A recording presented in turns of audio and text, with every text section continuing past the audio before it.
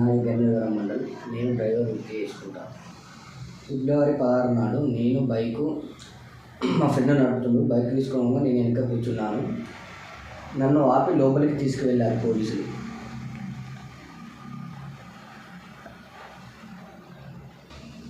నాకు పడని వ్యక్తి ఆ రోజు బండి తీసుకుపోయి ఫోన్ చేసిండు కానిస్టేబుల్కు. ఫోన్ చేసుతూనే నన్ను లోపలికి తీసుకుపోయి తొక్కండి అనగానే నేను లోపలికి తీసుకుపోయి ఉన్నాను. వాళ్ళు ఆ రూట్లో డ్రంక్ అండ్ డ్రైవ్ టెస్టే జరుగుతలేదు.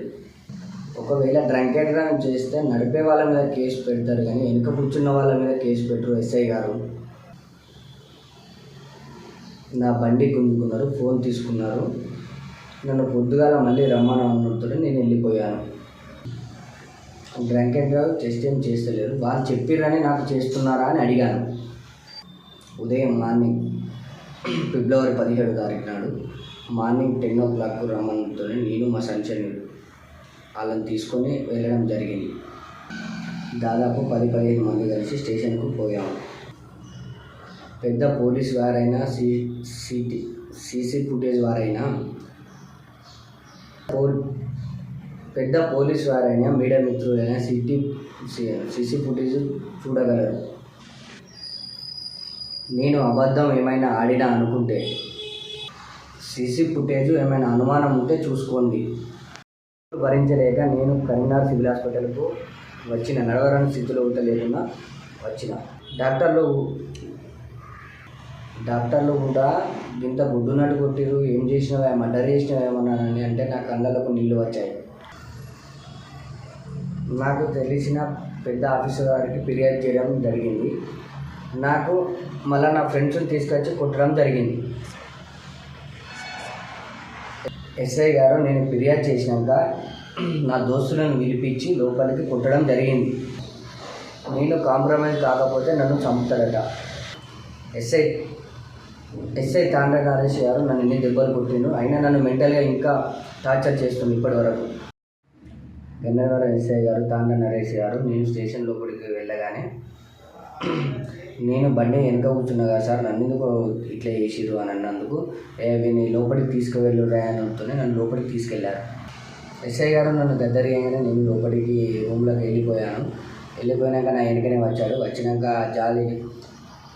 జాలికి పట్టుకొని పాయింట్ ఇప్పురా అన్నాడు, కానీ నేను ఇప్పలేదు. భయానికి ఆ సార్ ఆడికి నన్ను 2 సార్లు కొట్టినాక నేను కాళ్ళ మీద పడ్డా కూడా మళ్ళీ పాయింట్ ఇప్పురా అన్నాడు.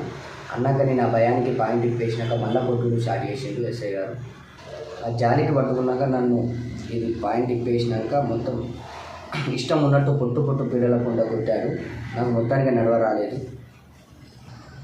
2 లాఠీలతోటి ఆయనకు చెమట వచ్చేదాకా నన్ను కొట్టిండు. నన్ను కొట్టుడుతోనే కేకలేయడం వలన నాకు దూపవుతుందనంటే నా ఉచ్చ తాగురా అని అన్నాడు ఎస్ఐ గారు. అక్కడ ఉన్న కొందరు పెద్ద మనుషులు ఉండి అడిగి ఎందుకు కొట్టారా అని అడుగుతూనే నన్ను అక్కడి నుంచి మళ్ళీ పంపించేశాడు.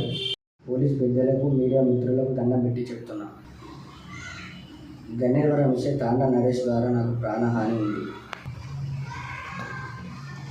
అన్యాయంగా నన్ను కొట్టి ఉచ్చ తాగురా అని అన్న ఎస్ఐ గారిని సస్పెండ్ చేయాలి.